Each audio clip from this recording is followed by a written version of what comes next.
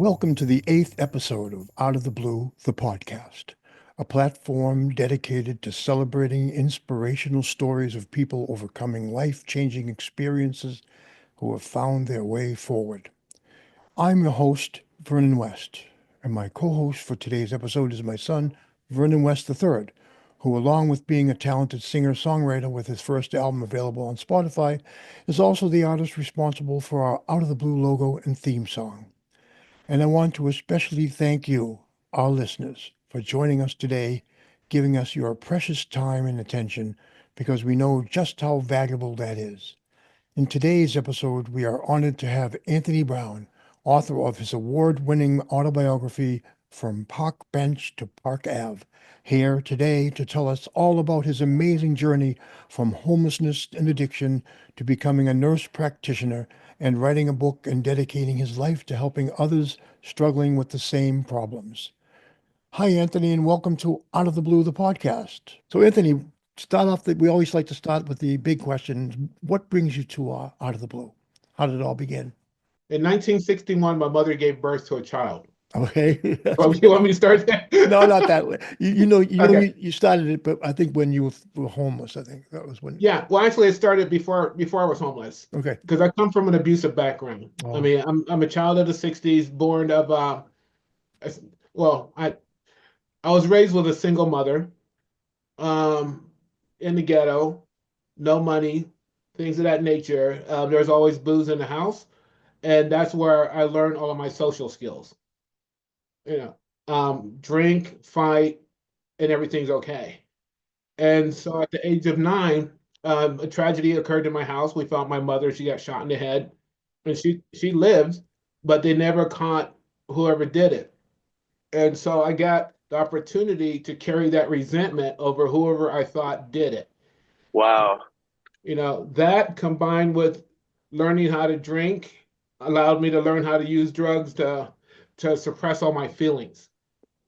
And at the age of 14, because of the things that was going on at home, I ran away from home, joined the carnival until I was 18, quit school in the eighth grade. And so here I am, 18-year-old adult, running around in society with no skills, a serious anger problem, and major trust issues. And that's how I raised myself. Well, Now, in the midst of living that lifestyle comes all the byproducts of that.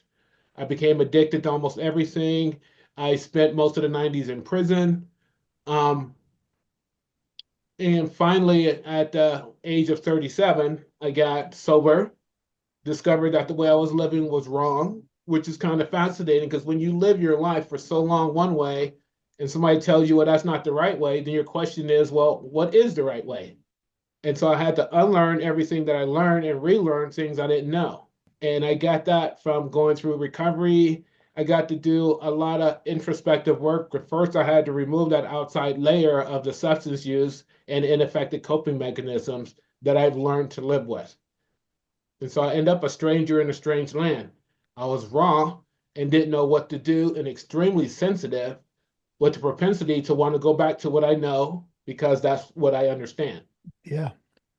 And so early recovery was a challenge.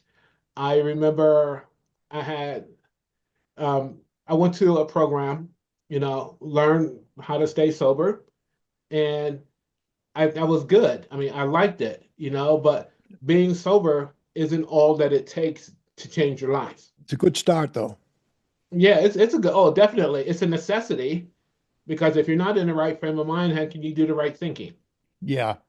Definitely agree with that. And so I learned that. And then as I was growing, I had to learn a lot of independent living skills. I didn't know how to work. I knew how to hustle, but I didn't know how to work. Right. Big difference. Yeah. A big difference. I had to learn to, no matter what I thought, maybe I'm lying to myself because I was always taught that might makes right. If I if I want to if I want you to understand what I'm saying, it's best heard with a sock in the mouth. Okay. I had to learn you can't do that. And so I had to learn how to not only develop a vocabulary, but learn how to articulate my message in a way that allows us to agree to disagree. Yeah, that's a big deal, you know, that's an important thing to learn.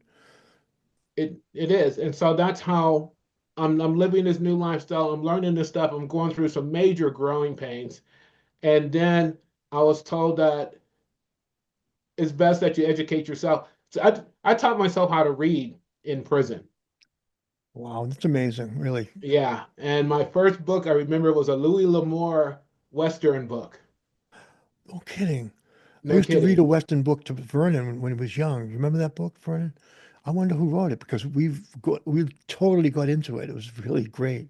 What the Hmm. Louis L'Amour Western book. So go ahead. The Yeah. And book so I we thought, read was called Westward Go. Sorry, continue. Oh, that's good. Thank you for remembering that. Yeah. okay. And so I went from Louis L'Amour to Daniel Steele, then Stephen King. But this is how I learned how to read. Yeah. And the words I didn't understand, then I wrote them down and got a dictionary and learned how to do that. And then finally one day I found a Bible in the trash can in prison. And I still have that Bible with me today. That's And interesting. this That's this awesome. occurred, Jesus, 20, probably almost 30 years ago. And so when I found this Bible, it was all covered with fluids and whatever else was in that trash can. And so it was super soggy. And what I did was I took this Bible to my cell and I peeled apart every page and dried it with the sunlight coming from my cell window. That's determination. That is determination. And as I did it, I started reading it. You know And what? I so gotta tell you, when you read something that you did that much work for to get to, I gotta say the reward must have been enhanced quite a bit. it was profound Yeah. because all the times I've been to prison, I never had this kind of feelings. When I go to prison, it's like, okay, let me adapt to that lifestyle because I know what I have to do to survive in there. And then when I get out, I was still the same person. Yeah. This time, reading that Bible, something changed and I felt comfortable. And I even taught myself the 23rd Psalms by doing push-ups. Wow. Yeah, I because love if that I song. if I would mess up on, I give myself 50, I have to do a set of 50 push-ups, and if I messed up reciting the Psalms, I have to start all over again. It's a good way to get a workout. Yeah, it was great, workout for Jesus, and it was and it was good, but a seed had been planted, and when I got out of prison that last time, I no longer felt that I wanted to live that lifestyle. But again, that's me being, you know, raw on the outs, but wanting to do something different. And that's when I learned the power of prayer and all of that stuff. And so I started getting my life in order. I got a job at a telemarketing place, which taught me how to accept rejection. And it's fascinating for me. I call God my higher power. I use those changes interchangeably, Son, like the So Spirit, and do everything. I. I like that better myself. Yeah. I have a lot of trouble with the word God. I mean, I don't know why. Ever since I was a kid, it was something I couldn't really get my head around. So I like higher power. It fits my definition better. Hmm. Yeah. Yeah. And so me and my higher power, me and God, we established a really good bond.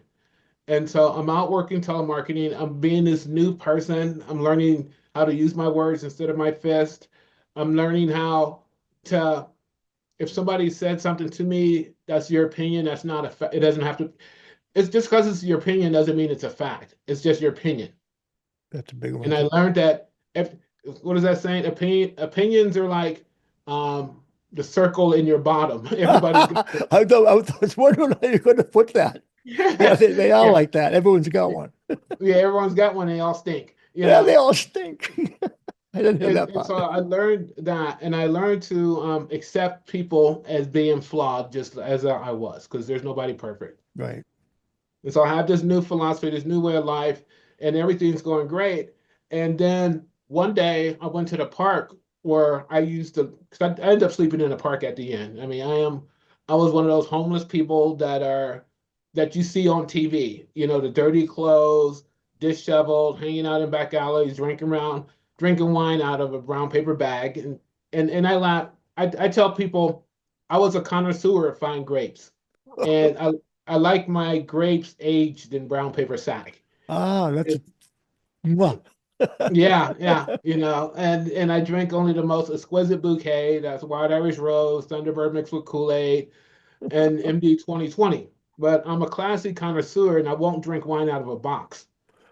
You draw the line there. That's Yeah. definitely. But I will smoke crack out of a car antenna. Oh, And you gotta have your boundaries. You yeah, exactly.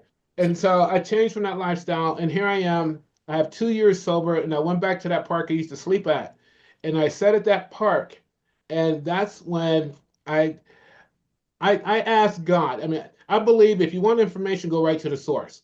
Don't beat around the bush. Just go. And so I sat at that bench, and I said, you know what, God? I know cars run on gas, and I know this bench is solid. I know this for a fact. Prove to me you exist, and I will do anything you want me to do. And I had such a profound experience that rocked me to the core of my belief. Was it right then? It Like an was then immediate? immediate. Whoa. What What happened? happened? What happened was, first of all, I believe God touches every one of us in a unique way that only we understand. That's what Couldn't agree makes it more. impactful. And right after I said that, I opened my eyes, and the trees above me were in 3D and they were pastel. Ooh, And I looked down at the ground, and all these little animals came off the hillside, was surrounding my bench. oh, this really And happened? I was given, I felt this really comfort within myself. It was just a calmness that I still have today. And I was given three instructions. One, don't hurt anybody. Two, don't hate. And three, always finish what you start. Oh, that's wonderful. Those three. And I've lived with that now for 25 years. Wow. That is Now, Wow. I yeah, have full chills. That's it's heavy. yeah, it is. And the fascinating thing was since that day, I started picking up projects to do. I started going to school, studying to be a psychiatric technician. Now, mind you, here I am, a person on probation, a person on parole,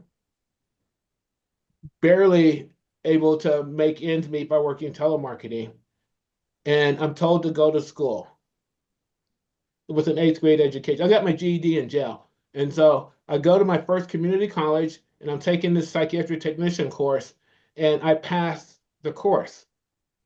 That's great. And then I applied to get my license to practice as a psychiatric technician. They gave me my license. And so I'm going to school doing this. I'm going to meetings. I am working in telemarketing. I'm staying sober. I'm doing everything. And the next thing you know, since I'm in school and I got my psych tech license, I ended up getting an associate science degree in psychiatric technology. And then Wow.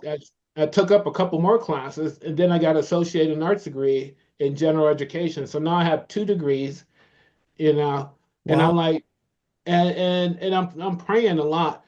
God is like my best friend. Cool. I mean, we're cool. We can talk about everything any way possible. That's just the kind of relationship I have with him. Sure. And so I'm doing all of this stuff, and I'm continuing going to school, and suddenly I start working at this treatment center. And so I'm at this treatment center. They allow me to live there. I'm living in sober living. I'm working in treatment. I'm not paying any rent. I'm going to school, and everything's great. And so I decided that I'm gonna actually, when I was at the treatment center on my way to my parole office, the CEO of that treatment center just mentioned, "Hey, it'd be nice if we had a dual diagnosis program." And I'm like, "Okay, you want one?" She goes, "Yeah." I'm like, "Okay." And so I started one, and I finished it. And I created a dual diagnosis program for this treatment center that took care of mental health and substance abuse people. That's impressive. It's awesome too. What a good Yeah, thing I to mean do. it's gone because no matter what I pick up, once I pick something up, I have to finish it whether I like it or not. I get you. You know, it's great Hmm. for when you. I have a habit of just going to the theater just because I want to go, and whatever's playing at that moment, I'm going to watch it. I got to see a bunch of movies I never would have picked out. Never, Mhm. with different subtitles and, all these different foreign films. I'm like, oh, this is interesting. But once I sit down, I have to finish it. That's right. Being obedient to that higher power. Yeah, and I learned I just do the footwork and lay the results up to God. It doesn't matter what I think or feel, Hmm. just do it. Mm. That's it. And And so, wow, I can so relate to that because I just want to just interject a little bit. I really want to hear from you, but I just tell you that I relate so much to that whole experience about the quiet that came over you. Because the same thing happened to me after when I first moved into my home. After living my life with I had a rough childhood too. My father died from alcohol drinking, and he died at 42, and I was 17. So I was going against a lot of things in my mind about even buying a house. So when the day came that I finally got this house, and I had got it through a really miraculous thing. I mean, I don't want to waste too much time on it, but it was a miracle, a definite miracle. And I'm standing on the out there on the right near my sliders, looking out at my new backyard. And I said, God, I mean, high up, I was talking to God all the time. I still do. How do I ever thank you? What do I get for the God who has everything? Can I get you a tie? I mean, it's not going to happen, you know what I mean? So that all of a sudden everything got really quiet. You said that I knew exactly how you felt because everything got so quiet. I could hear a pin drop. And then I heard in my mind three little words, like as if they were written with the point of a common pin. It said, feed my sheep. And I said, for that on, I dedicated my life to everything I did was to feed his sheep. That's why this podcast exists. But so anyway, back to you, Anthony. okay. And so I'm going through this and I'm thanking God all the time. I mean, I pray a lot. I pray like twice a day, no matter what. I believe that for me, when I get up in the morning, I hit my knees before I hit my feet. That's Love just it. mandatory, you know. And then I have a chit chat with God. And then I sit down and I go over a list of, what am I grateful for? I'm grateful I can see. I'm grateful I can breathe. I'm grateful I have a blanket. I'm grateful I have batteries in my remote control so I don't have to get out of bed to turn on a TV. You Right. know, There's so many things to be grateful for. You start thinking, listing them. it is. And I've once heard that grateful people are happy people and those that aren't. Absolutely. I read a book about that. A Jesuit did a research and he wrote a book. He researched happiness and he Mhm. interviewed hundreds of people, rich people, poor people, happy rich people, miserable rich people. You know what I mean? Everything, each one. And he found that the only common denominator to happiness was gratitude. Mm-hmm. If you didn't have Yeah. gratitude, you could not experience happiness. Yep, and I believe that. Yeah, it's And true. I go by, I'm a firm believer in just show me and I believe it. Well, God has shown me so much, so much. And so here I am working for this treatment center, developing this program, going to school, and at that point, I think I went to school to become a certified addiction treatment counselor. And so now I'm a psychiatric technician, I'm a certified addiction treatment counselor, and I finally got off parole and I decided I want to go to school to become a nurse. And so I went to school, I signed up for the RN program, and it was really interesting because I asked them if I finish this course and I know I'm going to get fingerprinted and they're going to come back with something, will you allow me to be a nurse? And they would say, well, we can't tell you that. You have to finish the course. And so I'm not necessarily in a dilemma, but I'm at a turning point. Do I invest my money and time and effort and go to school for nothing? Or do I just do it and leave the results up to God? So I went to the latter. I just did it. Yep. And sure enough, after I completed school, they told me that, well, we're sorry, we can't give you your nursing license. However, we could give it to you if we put you on probation and you take these urine tests and you're good for 3 years. Now, when they said that, I smiled. Why? I know probation. And so, okay. And I've been sober at that time probably 10 years. Like I could go to a meeting, It's a you know, cakewalk at that point. Yeah, right. you Me and my trusted yourself. Yeah. And to give them a clean test, that's nothing. I was like, okay, Yeah. I've been clean for 10 years. And so I got through that. And during that time period, somebody told me, they're like, you have a good story. You should write a book about it. I'm like, okay. And so I wrote a book with the intent of making maybe 100 copies and giving them to my friends, but God had another plan. And so I wrote the book, and somewhere somebody gave my book to Christine Devine from Fox News, and Christine was doing a show about the homeless people. And in doing her show, Dr. Drew Pinsky just happened to be at the studio, and he got my book. And then Christine calls me and she goes, Dr. Drew wants to meet you. And I'm like, oh, okay. And so next thing I know, he's called, we're doing a podcast and he's saying, yeah, I really admire what you're doing. You're doing great out there. Everybody needs to hear your story. And I'm like, okay. And then things just like blew up. I'm like, well, and I'm sitting there going, God, you didn't tell me this stuff, you know. Well, it doesn't have to tell you. Wonderful things are happening. That's all you have to know. Right. Just do the footwork, finish what you start and leave the results alone. And so here I am doing all of this stuff. And I decided, okay, I want to go back to school to get my bachelor's degree. And so all of this is going on while I'm still going to school. I got my bachelor's degree and, you know, everything was great. And then I decided that, addiction can be a family disease. Yeah. My mother drank, I drank and used, all my brothers and sisters. And so, a lot of people don't come out of it.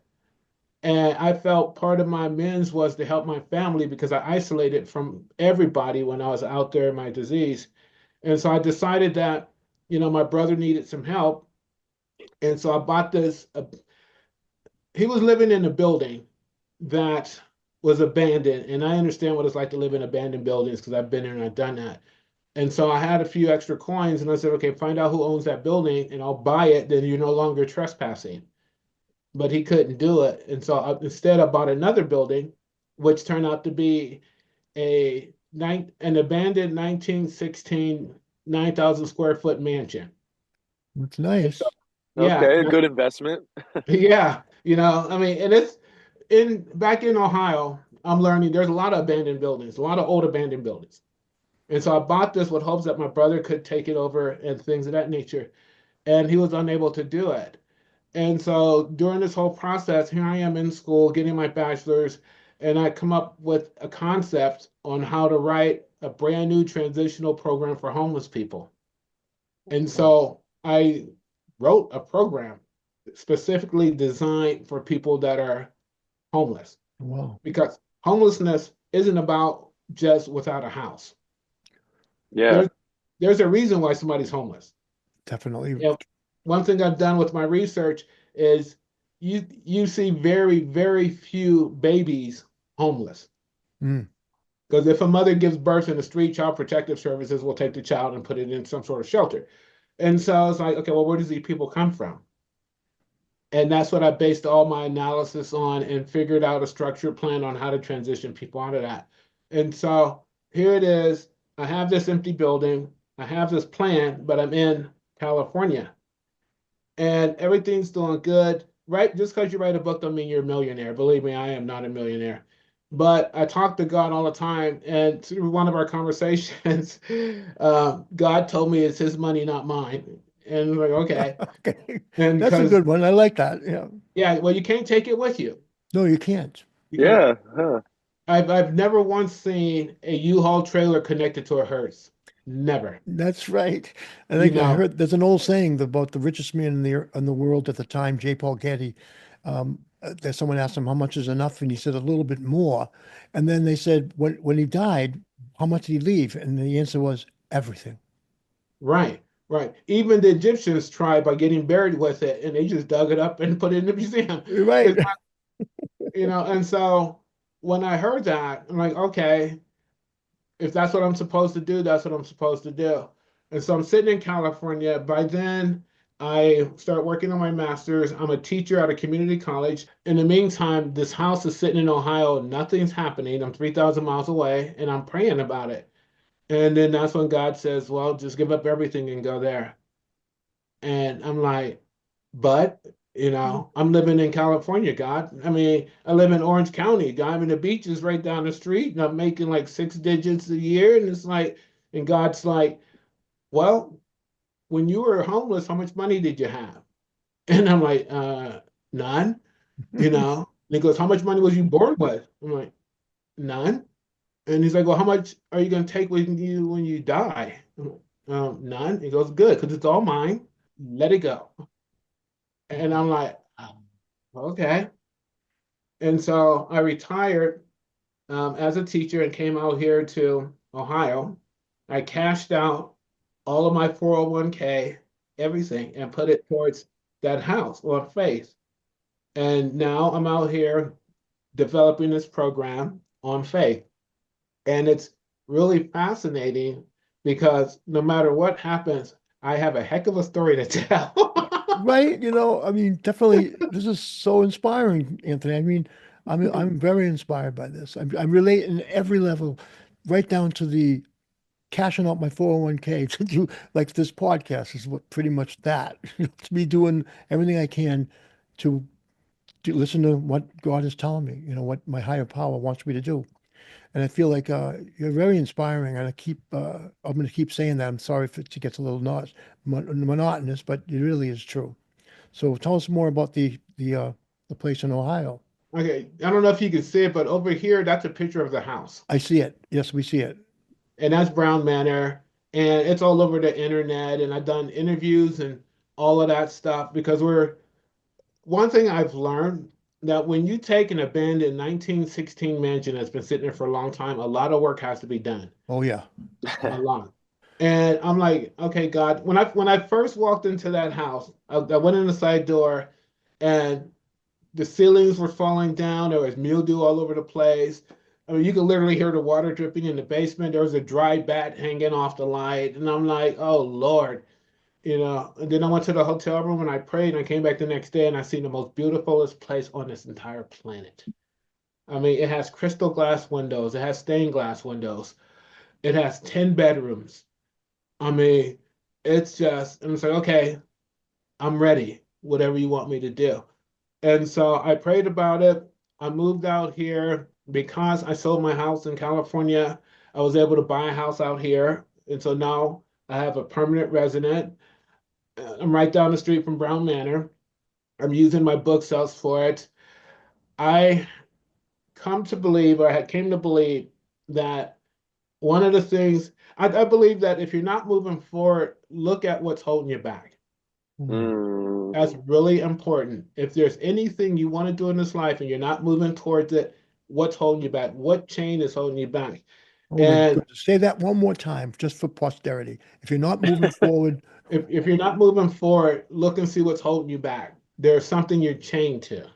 amen. That is so profound. And I made some amazing discoveries, by writing and talking to God and listening to what's going on. I learned to let go of a lot of stuff because when we hang on to something, we don't have room to put nothing else in our hands. Right. So if you, and it just because you let go doesn't mean you have to release it. Letting go is just opening your hands up, and the whispers of God will blow it away if it's not supposed to be there. Wonderful. And I discovered that. And so part of my transition, like, okay, great, I'm sober, great, my life is moving forward. I'm doing okay in society, but there's still something there that I'm uncomfortable with. And I had to uncover, discover, and discard what it was in that closet. Like, for instance, I didn't like cooking, despised it. And I couldn't figure out why, you know?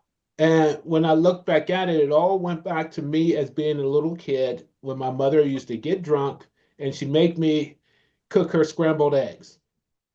If the eggs wasn't a certain consistency, she would throw the plate at me. I didn't realize that held me back from wanting to cook and shop and everything that goes with it. And so once I forgave her and said, well, you know what? It's not like in the 60s in your condition, you was reading Dr. Spock's book on how to raise a child. Okay. And so I accepted that. I forgave her. And now I started out cooking small. I started out with a crock pot, which was great. Set it and forget it. Yeah, yeah. And but the crock pot is tricky, especially when it comes to seasoning, because I'm cooking is different layers. And so I remember once I was cooking some beans and they taste bland. And I went to my friends at the meeting, who in those meetings, everybody knows everything, of course. Yep. And so I asked them, I go, well, how, my beans are bland. They're like, well, put some garlic in it. Okay. And so I come home, put on my little apron with the crab that says kiss the cook, because I'm extreme.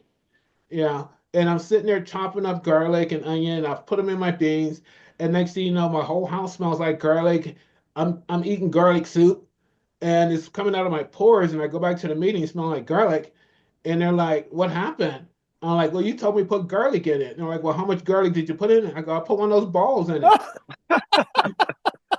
And they're like, no, you know, now I know the difference between a bulb and a clove. Yeah. For sure.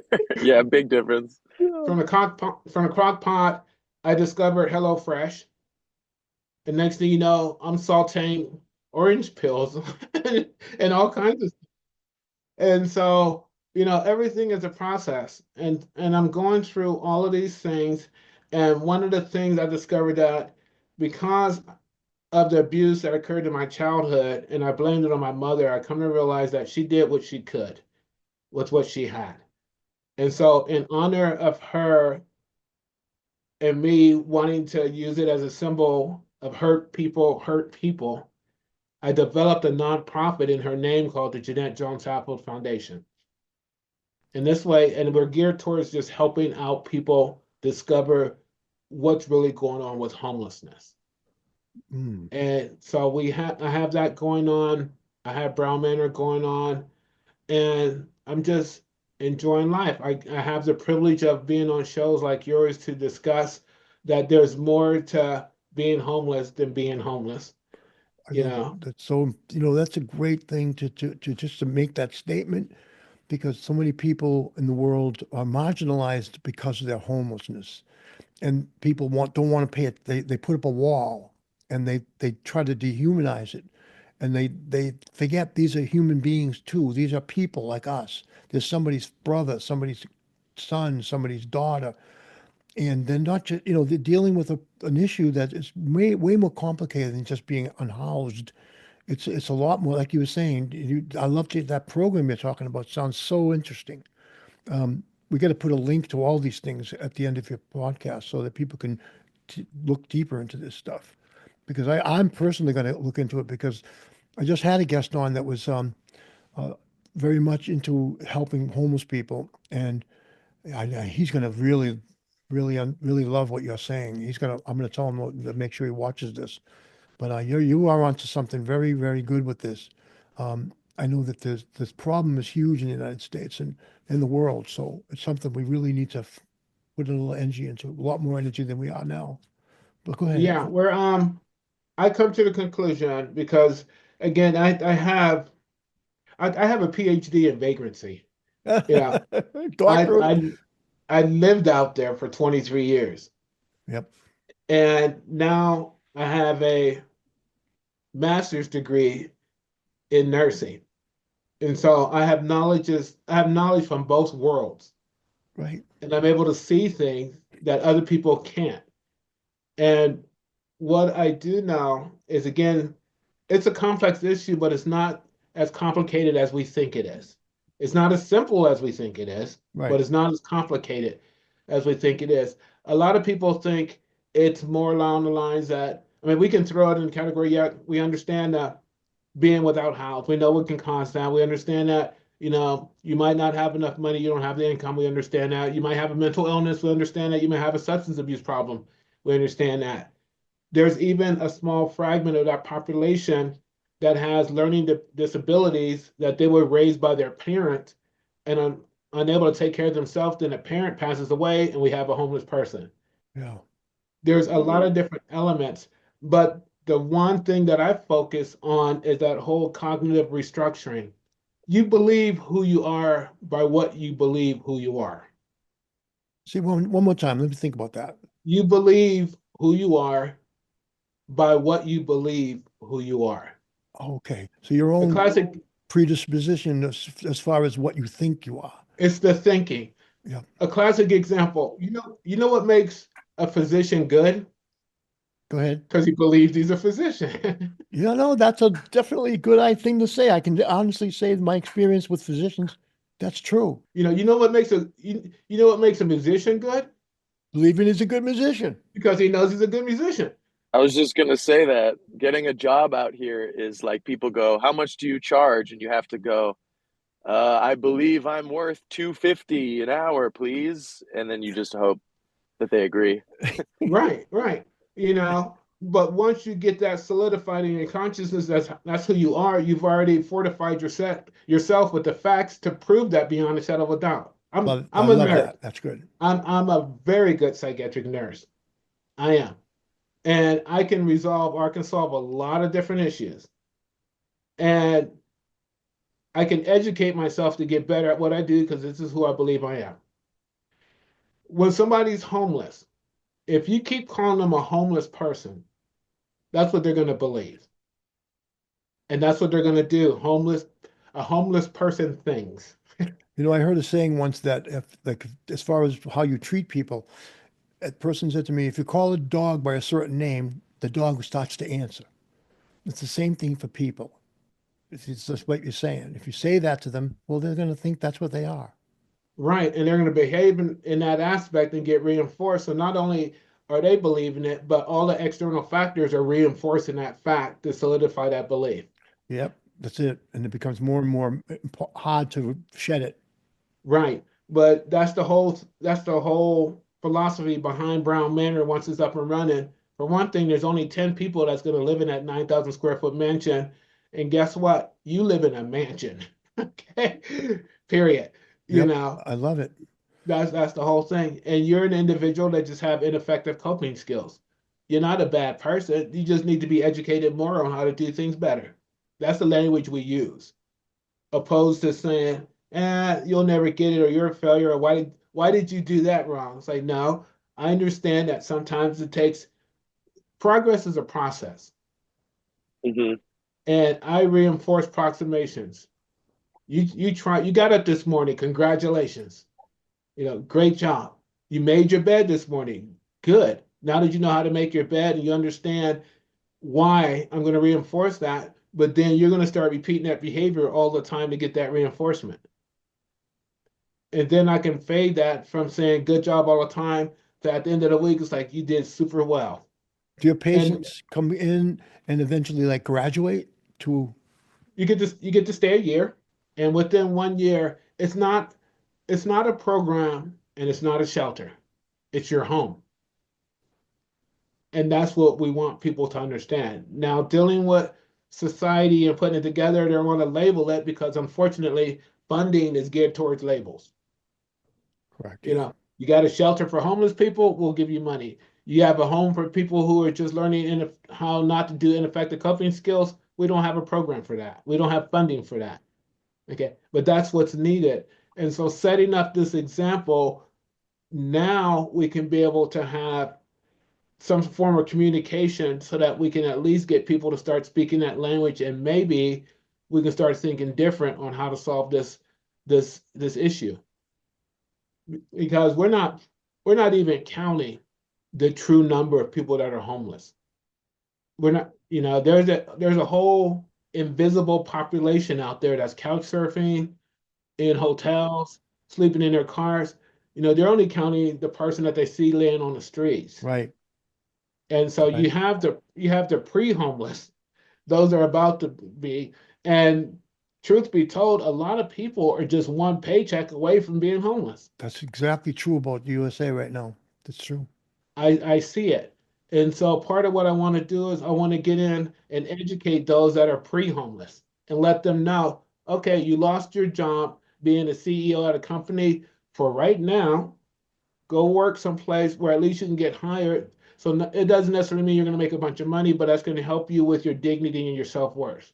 A routine, give you some day to day balance. Yeah. Yeah, because if not, you'll sit around and you'll get depressed. Once you get depressed, then what?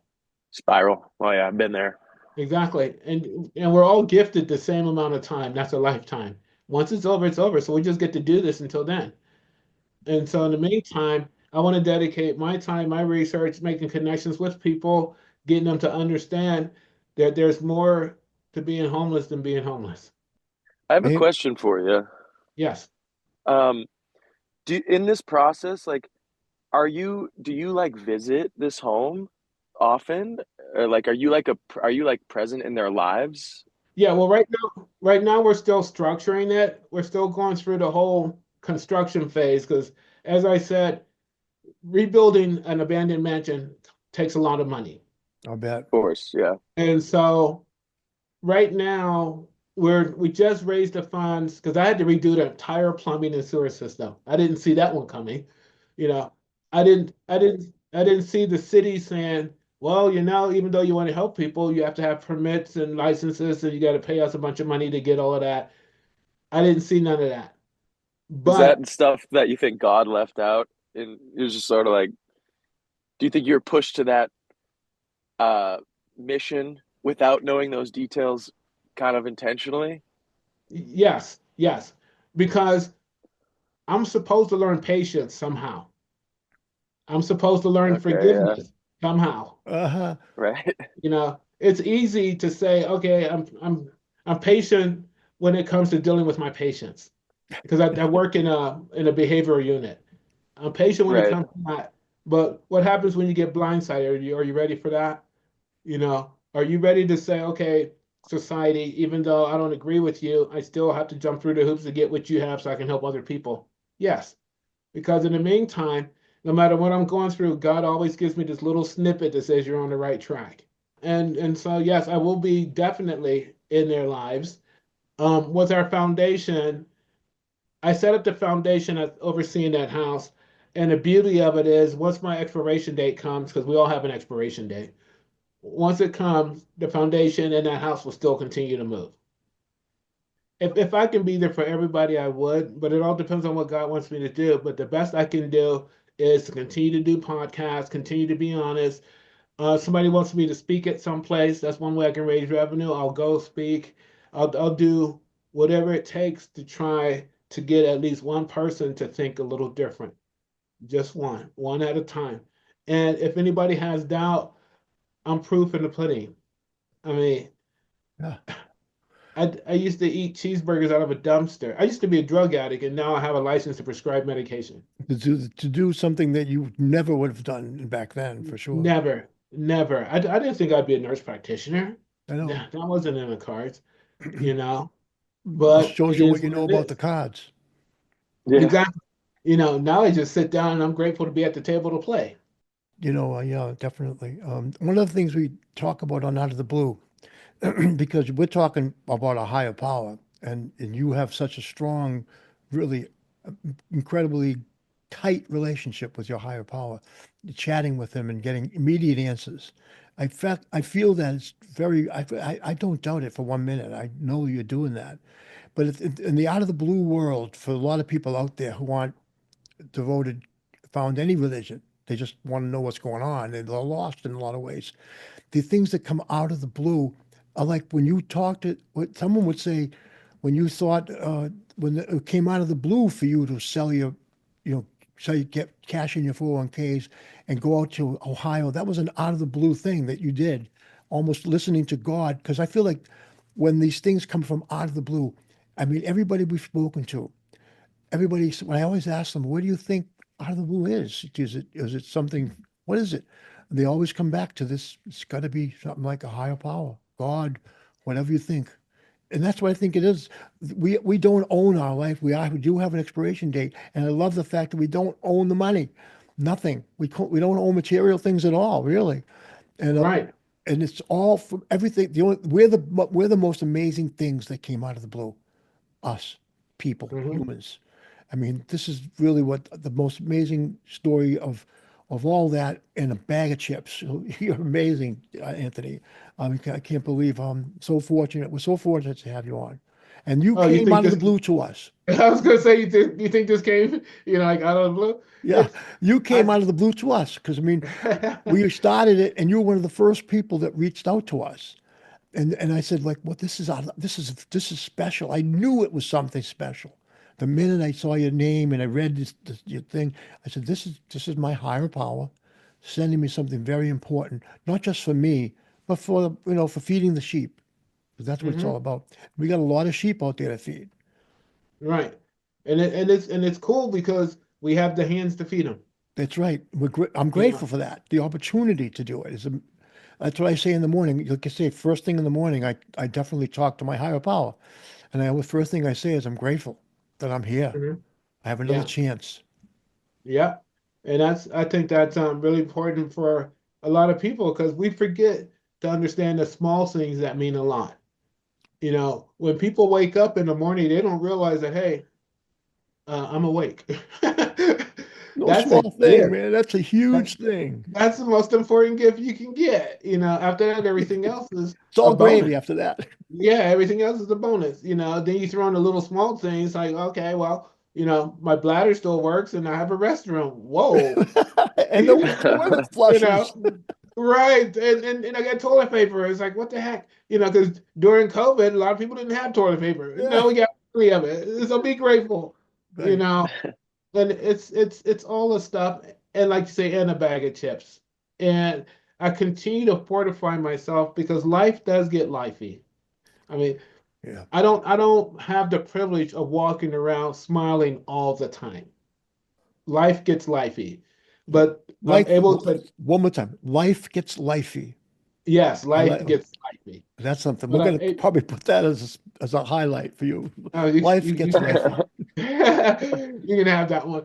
But the fact of the matter is that I'm able to have that peace and comfort to navigate life as it presents itself. And that's what's important.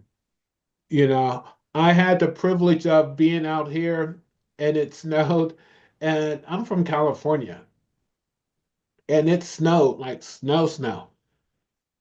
And so I go out with the only thing I know, which is a regular coal shovel, and I'm scooping up my driveway. My neighbor is like, that's not the proper equipment. I'm like, okay. Then she came over and she brings me her shovel. I was like, okay, now I know. Things like that mean a lot to me. Things like that. I have a jacket I could put on. I was homeless. The jacket was my blanket and everything else. Now I have different clothes. And so I'm winning no matter what, because again, I know my expiration date's coming eventually. And I get to say, I literally lived on a park bench to Park Avenue. That's the name of my book, too. Quick, cheap plug from Park Bench to Park Avenue. Nice. Right. That's clever. But I literally got to do that. I mean, Available on Amazon. yes, available on Amazon. Yeah, and it all goes, everything I do goes to Brown Manor. Everything I do. When God says it's time for me to come home, which is going to be great because I don't have to pay taxes anymore.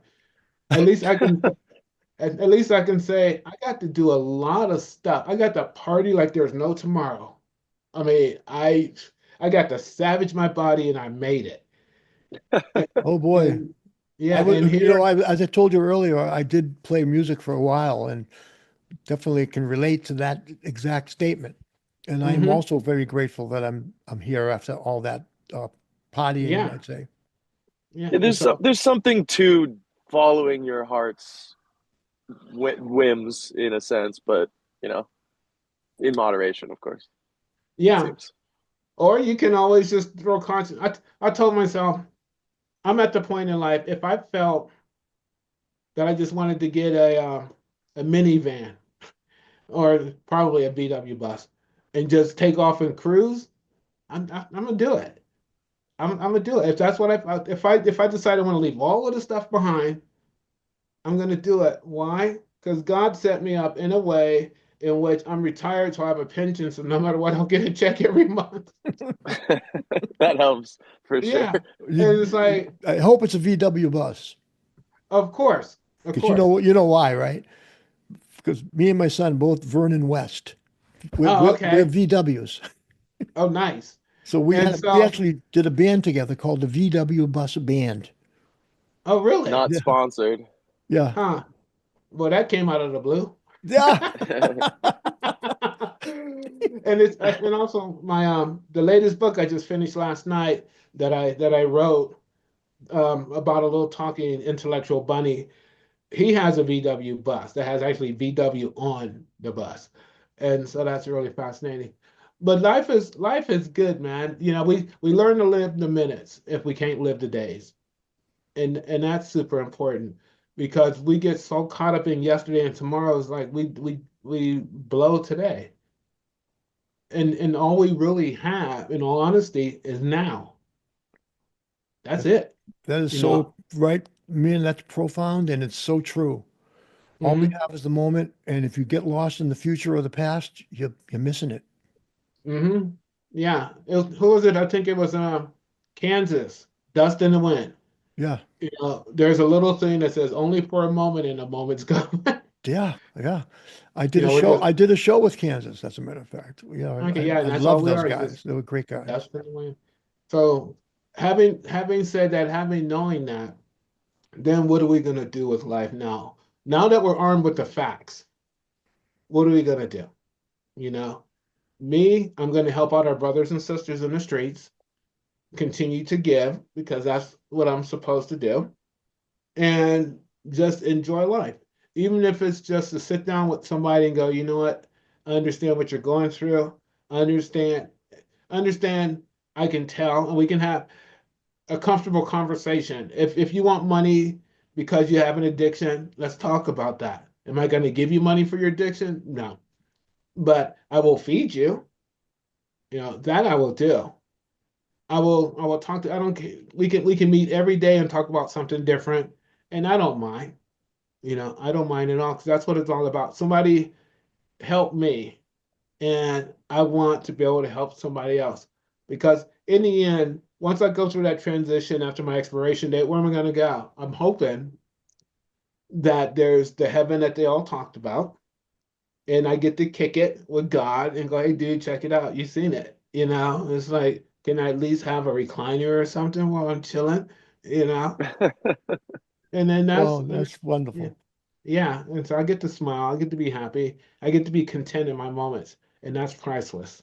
That is priceless. Well, That's Anthony priceless. Brown, I tell you right now, out of the blue, we're very grateful to have you in our out of the blue family. And I think I have one Vernon has one question. more question before go ahead, Vern. Yeah, because man, I gotta go kind of soon, but I could definitely like pick your brain for a while because I appreciate how you're like making this all very like practical. Because like it's tough. I think my age group, I live in LA right now. There's a lot of people that are agnostic or the other one, I forget what it's called at the moment. Atheist? Atheist. Yeah. Um, and there's we grew up I grew up pretty spiritual. There's a lot of societal pressure to sort of discredit this God talk. I personally do believe in God and like I have a spirituality, but I do kind of struggle with like fully being confident, honestly. So like my question is, and this is for everyone, not just me, like what kind of advice would you give people that will allow them to enter into that like that profound like clear space or get as close to that as possible where you can hear some sort of message that feels like it's from a higher power and it's not just your thoughts kind of going like how would you advise someone who maybe just likes to meditate to get into that headspace to be open to these out of the blue moments Yeah, um how would you do it? or for yeah for someone who hasn't necessarily been or is not aware of their like a deep traumatic experience that can rock them to their core and then like clear up all their consciousness. Is there a way to get there without doing that intent like getting that intense level of like awakening, or is that Yes. are they like tied together? No. Rule number one, okay? Learn how to be honest with yourself. Okay. Once you're honest with yourself, then you'll start believing what you're seeing. Rule number two, ask, even if you have to ask specifically, ask specific. And when you get a specific answer, be honest with yourself. You know, I asked God to prove himself and the trees turned past down. And I didn't question it. And the reason why I waited so long to ask that question, because I had to have 2 years of absence of mind altering stuff for me to know that what I see is real. And then the continuation of all of this stuff happened. I mean, so be Mm, honest with yourself. Even if you have to say, okay, look, I know I know water is wet. How do you know water is wet? Because I can reinforce that. Okay, now ask yourself a question. Now believe in what you see and be honest about it. Don't try to push it aside. Now that's just coincidental. Okay, well then that's fine, you know. But if you're able to be honest with yourself, and I think that's a huge question for people to even do. It's like, can I be yeah, honest with me? Really, that is it pretty much. And if you right. can, you will see beyond the normality of things. You will see it. And when you see it, go, okay, that's what that is. And then continue to build on it. If that's what that is, then what about this? And next thing you know, you'll come to realize that everything is little puzzle pieces just swirling around. And once in a while, they'll connect. It's like, oh, okay, it might not stay, but they will connect and you'll get a better understanding as long as you're honest. Mm, Now, some people will ask for certain things like, God, I want a car, and you get a job instead. Okay, great. How do you think you're going to pay for the car? So things right. like You got to listen, but that honesty is key because you have to listen. That answer might not be exactly what you think it should be. right, Right. right. It might not. I mean, I'm when God told me to come here and sell everything and come out here and do this project, like how I'm going to do it. Now I turn around. I work at a hospital. I have a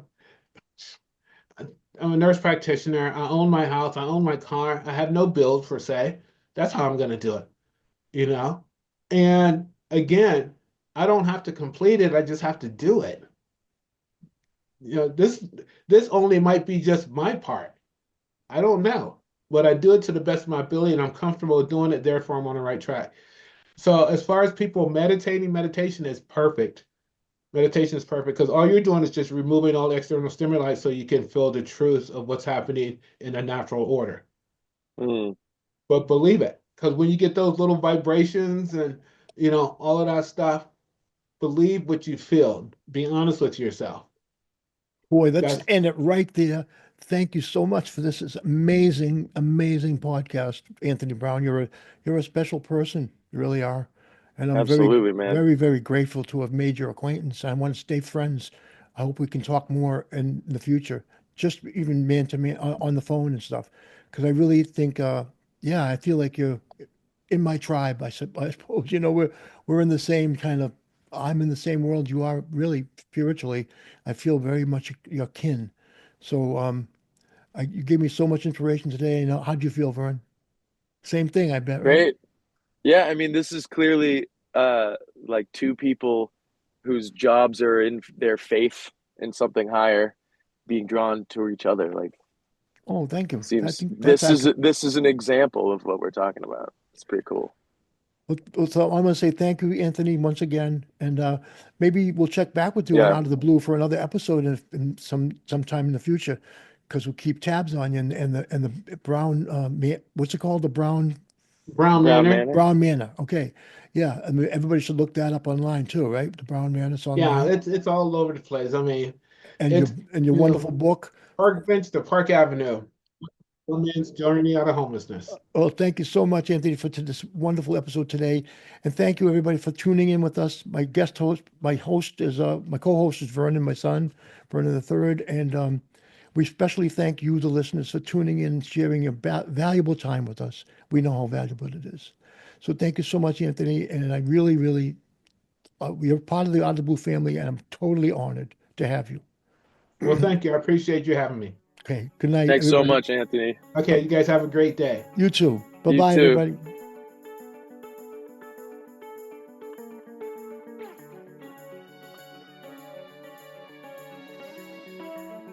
Out of the Blue, the podcast, hosted by me, Vernon West, co-hosted by Vernon West III edited by Joe Gallo. Music and logo by Vernon West III. Have an Out of the Blue story of your own you'd like to share? Reach us at info@outoftheblue-thepodcast.org. Subscribe to Out of the Blue on Apple Podcasts, Spotify, or wherever you get your podcasts, and on our website, outoftheblue-thepodcast.org. You can also check us out on Patreon for exclusive content.